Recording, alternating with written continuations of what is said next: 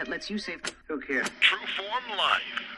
I think that people, a lot of times parents, or just, people who are on the outside, politicians, they don't realize what's going on in a lot of the classrooms on a daily basis.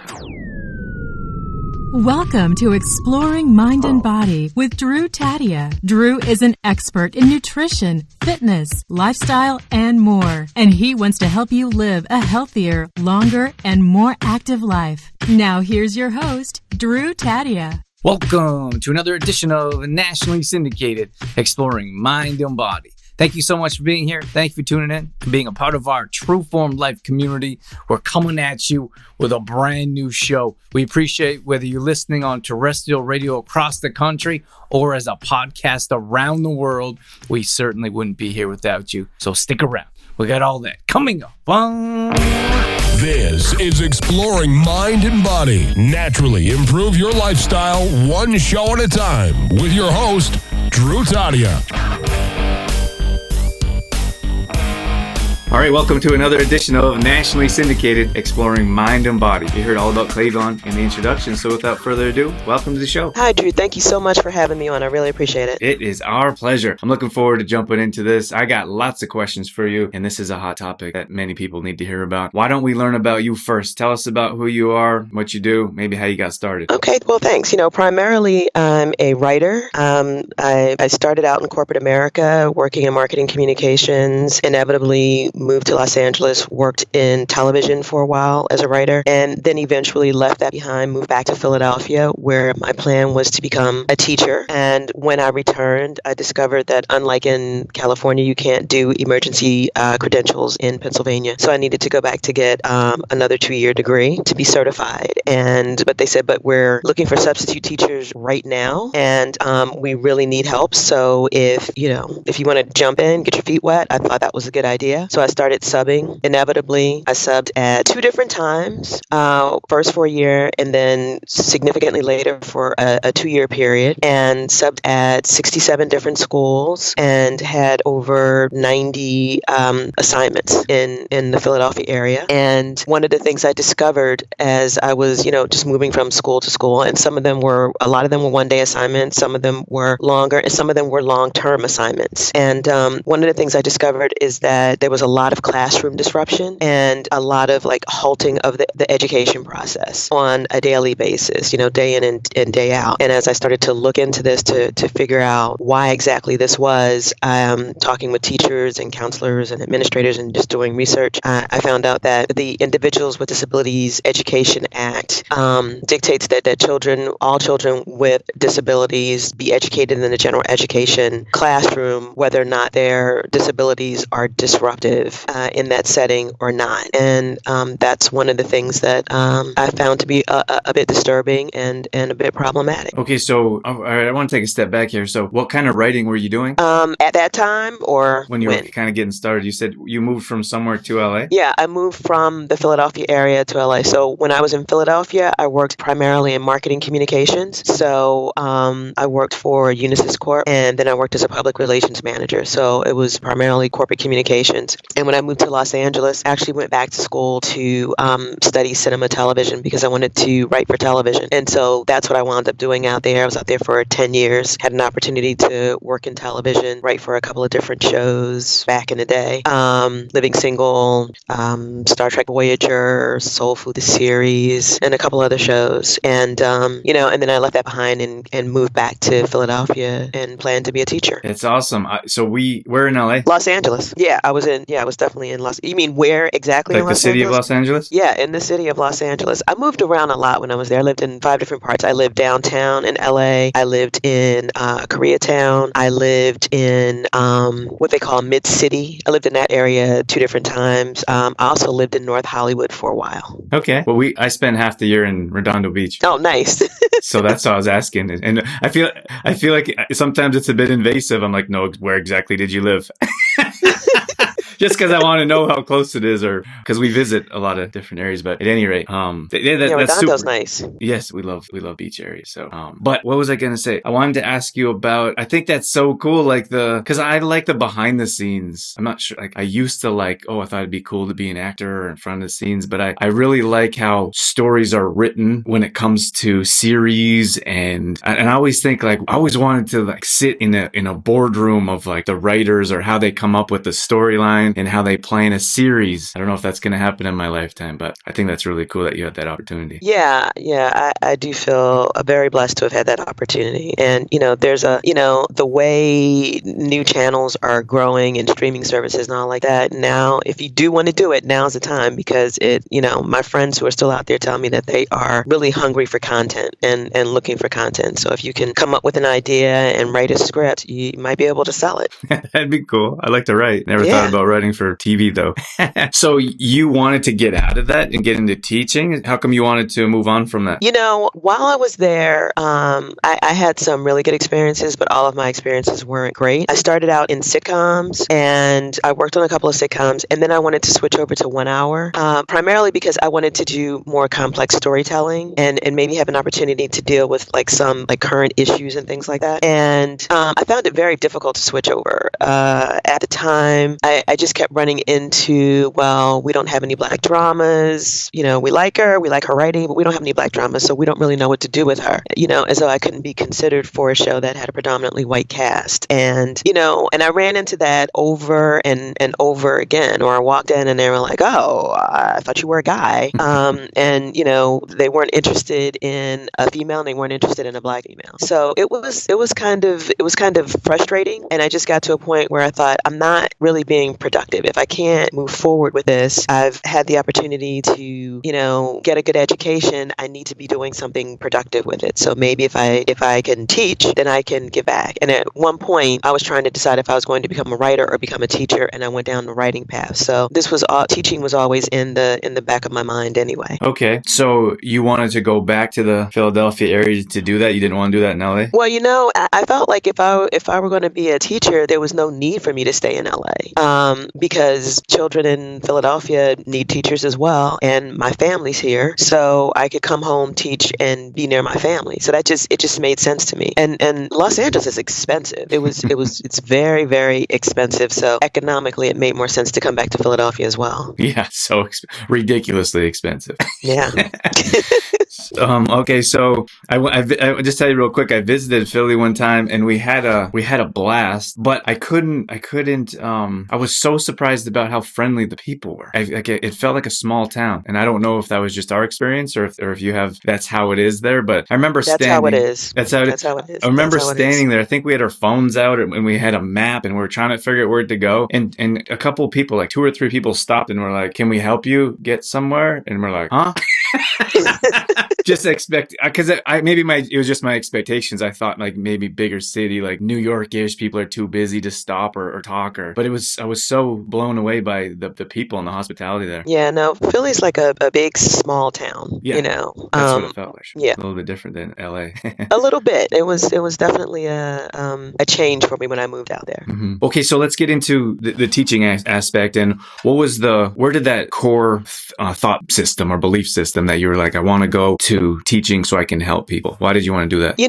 Because I've always really believed strongly in education. I think that's something that my mother instilled in me. From the time I was in kindergarten, she was telling me, you're going to go to college. You're going to, and you're going to do good things in life. And, so that was always there in my mind. And when you go to a place like Swarthmore, which is where I went to undergrad, they are very civic-minded and socially conscious. And they instill in the students a strong belief in giving back and being, having the ability to possibly change the world if they put their minds to it. And so, I knew that there were a lot of issues with public schools in the United States, not just in Philadelphia, but in the United States across the board, where you have a lot of kids who are graduating and they don't read as well as they should. They can't do math as well as they should. And that, just makes it difficult for them to compete out in the workforce or to be prepared for college college once they get there. And I thought, well, maybe I can help on this level because I had an opportunity to have a very good education, and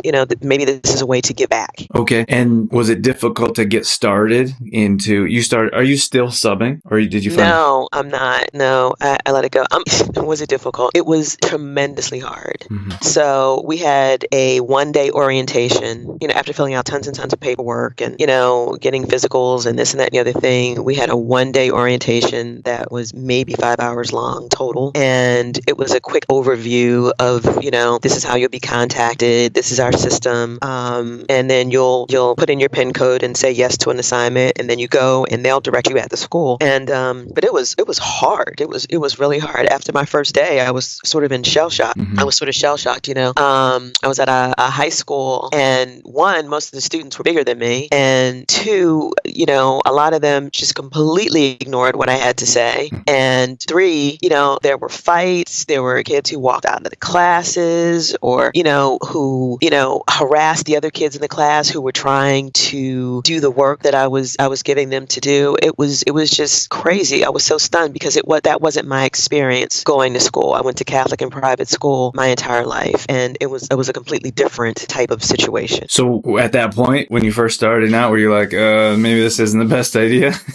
Are you kidding? After the first 3 days, the first day was just horrible. And I thought, okay, I mean, seriously, at one point I thought I was going to be hurt because I was in between people who were fighting and trying to stop the fight, and they were all way bigger than me. So I thought, okay, my instinct was, no, this is not for me. I shouldn't do this. And then I thought, okay, let's quickly sign up for another assignment because you may not go back. And I signed up for another assignment, and that was with middle schoolers, and they were just bouncing off the walls. I didn't feel the same sense of I might be hurt, but I felt there was just so much chaos, and it was so difficult to try to get the work done that I couldn't believe it. And then after that day, I took a day off, and then I went back again to another middle school a couple days later, and that was even worse, and ran into a student who threatened to hit me because I was asking him to turn around and behave and to stop talking. And I talked to different teachers at that school, and they talked about the difficulties they were having with a lot of the students. And I thought, this is just insane. And I actually just quit after that. I was like, yeah, I'm not going to do this. This is not for me. But I felt like such a failure. I just felt like, what kind of chicken quits after 3 days? So, I waited a while, and then I actually went back after the holidays and started subbing again and subbed through the rest of the school year. At the same school, or you're bouncing around? No. Certain schools I went to once, and I was like, that's it. I'm never going back to this school. And in fact, let's see, I think 2, maybe 3 of the first 3 schools I went to, I never went back to again. But no, so I bounced around a lot. And in my book, I basically talk about my experiences at the first 15 schools that I subbed at. Even though I subbed at, about 25 different schools that first time out, I just kind of chronicled the first 15 in my experience at those schools. And then as we get into the second part of the book, I kind of give an update on those schools and what they had been doing in between the time I first went out and I went back out, which there was like a 15 year gap. And then I went back out fully in 2017. So yeah, Okay, so I know we want to talk about mental health here. Tell me is the main purpose. Like, why did you decide to write your book? To be honest, when I first started working on this, it wasn't a book. I was writing an article, just basically kind of just sharing my surprise and shock at the chaos and disorder and the disruption in the classrooms that I visited. And I showed it to a friend of mine, and he said, hey, I think this is a book, and you should keep subbing. Well, to be honest, it started out as a journal because I would be frustrated when I came in from at the end of the day. So I would just kind of write down my thoughts just to process them, and then it started to become an article. And then he encouraged me to write a book. But basically, the first year that I subbed, I just kept the journal and thinking that I might turn it into a book, but I wasn't really sure. So I did the journal. I started turning it into a book, but then I went back to corporate America and sort of put it aside for a very long time. And then, maybe 15 years later, I was at a crossroads in my career trying to decide what I was going to do next. And I had been watching what was going on in the school district and across the country in terms of schools. And I was wondering if it was any better, if things were changing or what. And I really wanted to know. And I decided to go back and sub again just to get an idea of what was going on, and wound up subbing for the next 2 years years and finishing up the book. So did you go back to finish the book?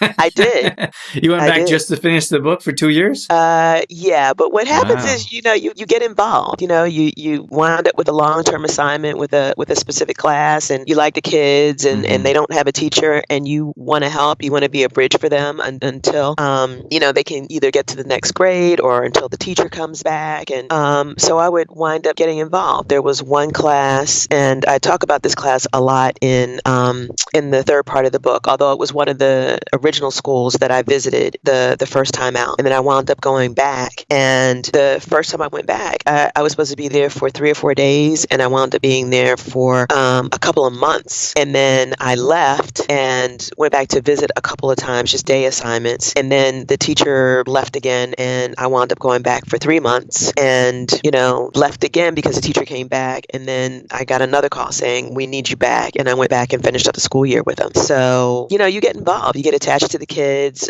you like them, you want to help them. And at least I did. And so that's how I wound up. That delayed the finishing up of the book, just getting involved. But I also learned a lot being with those kids. Yeah, it's a nice experience. My wife is actually a teacher up here in Canada, a grade 1 teacher. And I've been trying to get her out for years. Because I want her to work on our business full time, and she's the same way. She gets attached, and she wants to be there for the kids, and she loves the kids. So that's it's a bit of a challenge for me, not for her. Can I just give you like a little bit of background on that one specific class, just like quickly? Yes, please. What happened is this was a third grade class. There were 2 teachers. It was third grade, so you had 2 teachers. One who was very experienced and knew a lot of the kids even before they got to her class, and she had her class pretty much under control, although she was struggling with a few of her students. And then another teacher who was a new teacher who was really having a lot of difficulty with her class. Both of them were way over the limit of what should have been in the classroom. And so the principal decided that they would split the class, the new teacher's class, into 2 and put a couple of the kids from the experienced teacher's class into those classes so that they would be smaller and hire another teacher. But by the time that teacher, the regular teacher came, the new teacher had gone out on some type of medical leave. And so the new teacher got all of the kids who were really out of control, who had been accustomed to walking up and down the hallways whenever they wanted to and fighting and all this stuff. And she stayed for a couple of weeks, and then she went out on medical leave. And so then they hired 2 subs to take over the 2 different classes. So they still split the class and they put 2 subs in. And that's how I wound up being there.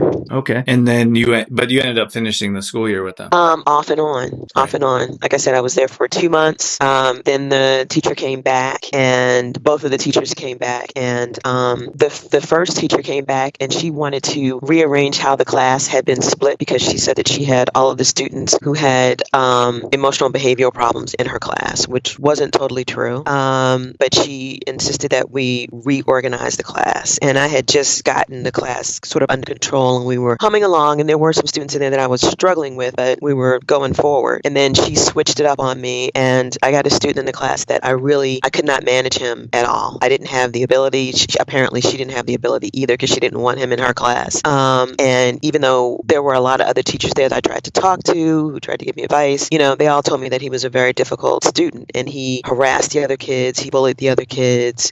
He instigated fights. He constantly challenged me. He would get up and walk out when he wanted. He would just start chaos in the room. It was very difficult, and it was just anxiety inducing for, not just for me, but for the kids, obviously, because they didn't really know how to deal with him, and they didn't know what he was going to do on any given day. Mm-hmm. It makes it so difficult how one student could change the entire day, entire life for so many kids and, teachers and staff as well. Yeah, and I think that people, a lot of times parents, or just, people who are on the outside, politicians, they don't realize what's going on in a lot of the classrooms on a daily basis. And, you have this constant disruption from 1 or 2 students who are in that class who may have emotional behavioral disabilities or a learning disability that's unmanaged.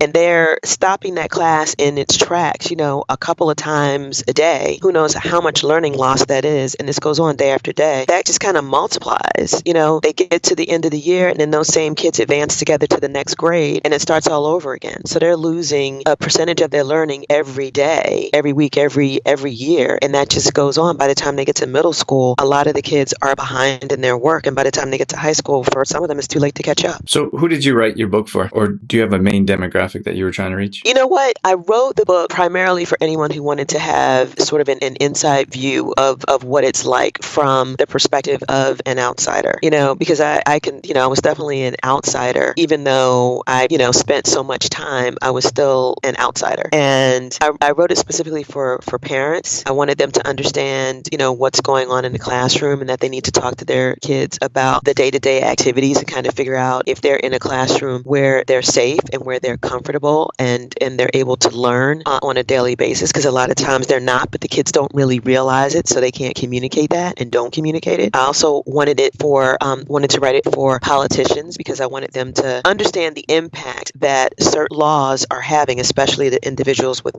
Disabilities Education Act, like how that was impacting the students in the classroom. Because once a student with disabilities, whether they're disruptive or not, for some kids with disabilities, the general ed setting is fine. It's perfect. They blossom, they flourish, and they do well. But for some of them, it's not the right setting. And there have been a lot of studies. There was a study that analyzed 50 other studies that show that for certain kids, those with emotional and behavioral disorders and those who have managed learning disabilities, that a smaller specialized classroom with teachers with specialized skills and aides with specialized skills is much better for them, and that they're able to be more successful and learn more and get control of their behavior in those classrooms in a much better way. So I wanted, and with the Individuals with Disabilities Education Act, it's very difficult to take a student who, even if they're disruptive, to take them out of that classroom setting and move them back to another, like a special ed setting or some other type of a different classroom setting, even though it might be better. Mm-hmm. And is there something that they would be able to do about that if they knew what was going on? They could revise the law.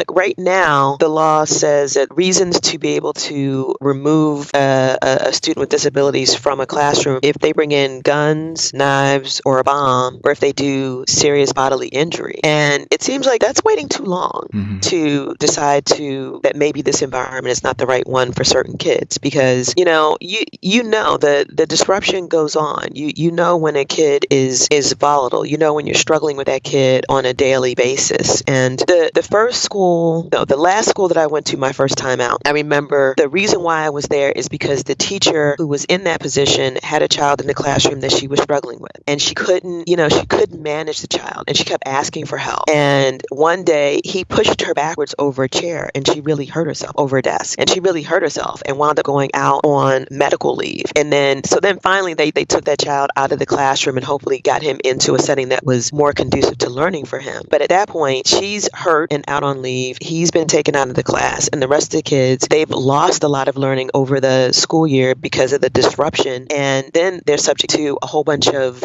substitute teachers who come in and go out, because a lot of them don't want a long-term assignment, especially if it's a difficult class. Mm-hmm. So by the time I got there at the end of the year, these kids didn't even understand. They weren't able to look at their report cards and tell whether or not they had had a good year or they had had a bad year. And part of that was because of the way the report card was set up, because it wasn't just a simple A/B thing. It was like a 1, 2, 3 and all these explanations and stuff. But by the end of the year, you would think they would at least be able to look at it and know whether or not they did well and whether or not they need to work harder. But they didn't, and I knew that they had just lost so much over that year. Mm-hmm.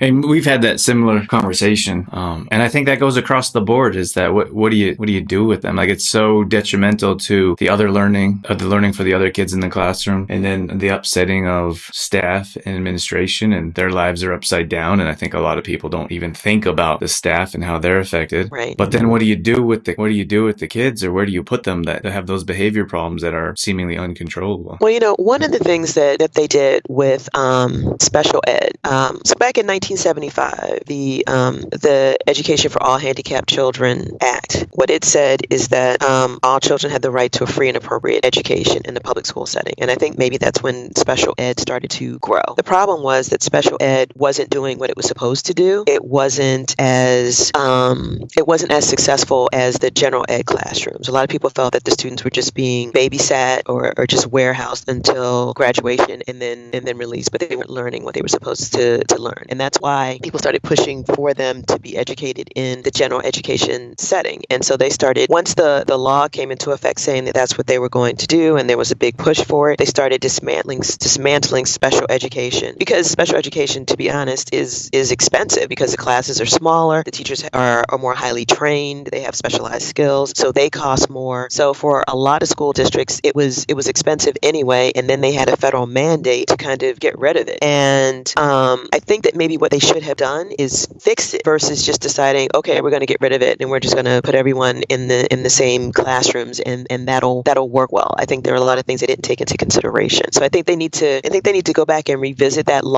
federal law, and determine what the structure should be. They need to give more authority to the individual schools and school districts to determine which of their students can be successful in the general education setting and which students that's probably not the best choice for, because they really don't have that authority right now. And they need to take into consideration the impact that they're having on the other students as well, because I don't think the law takes that into consideration as well. And it doesn't really serve the students that it's meant to serve, the students with disabilities, because they're not getting the education that they need. They're not being able to advance as well as they should be able to advance, because they're not getting the appropriate support. So I think that people need to also vote for people who are paying more attention to education and that type of thing, and paying more attention to what's going on locally, wherever they are, in Philadelphia, across the U.S., in suburban areas. It doesn't matter. We need to pay attention to what's going on. Mm-hmm. Yeah, those are very good points. Just knowing what's going on in and around the schools, I think, would make a difference. But we do have to wrap things up. I've been enjoying this conversation.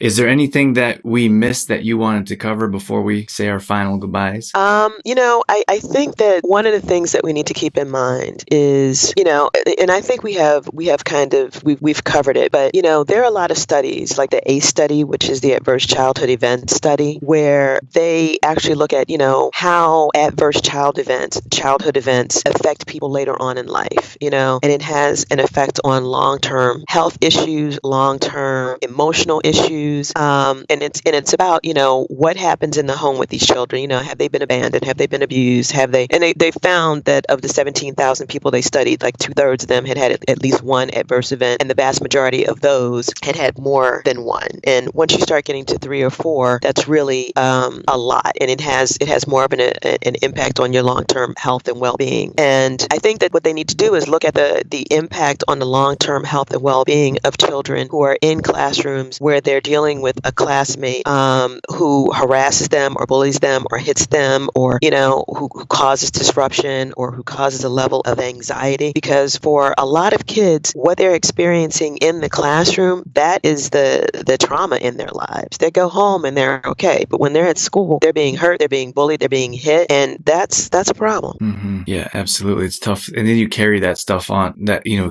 carry that with you for the rest of your life, right? Exactly. Clayvon, how can we find your book? How can we learn more about you? Tell us, our audience, where they can reach you if they want to get a hold of you afterwards. You can find me or find the book in a couple different ways. One, of course, is on Amazon, BarnesandNoble.com, Walmart.com. But you can also visit my website or the publisher website, which is angelwalk.biz, and the book is there. You can read an excerpt, read a little bit about me if you're interested, and it'll also tell you or provide a link for where you can purchase the book, which is in hardback, paperback, and ebook form.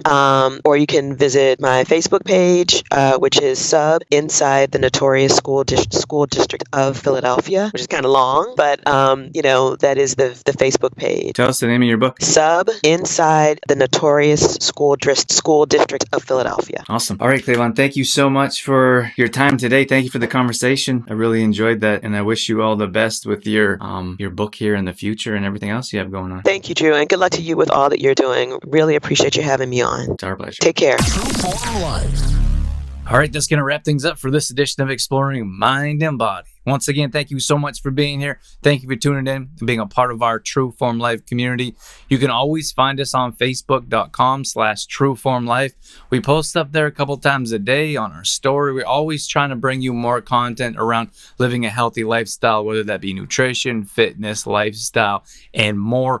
We also have free challenges that we do at least once a month. So if you follow us along there, you'll be able to join maybe a plank challenge or a squat challenge, Tabata challenge, challenge, whatever it may be. We'd love to have you join us. We're also on Instagram.com/Drew Tadia.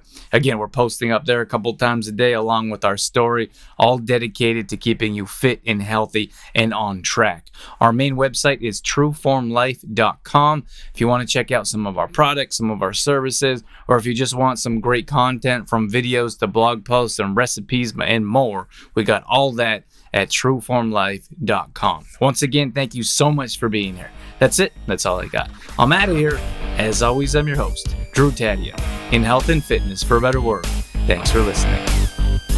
You've been listening to Exploring Mind and Body with Trueform Life's Drew Tadia, fitness expert. To find out more about the show, Drew Tadia, or to listen to past shows, visit exploringmindandbody.com.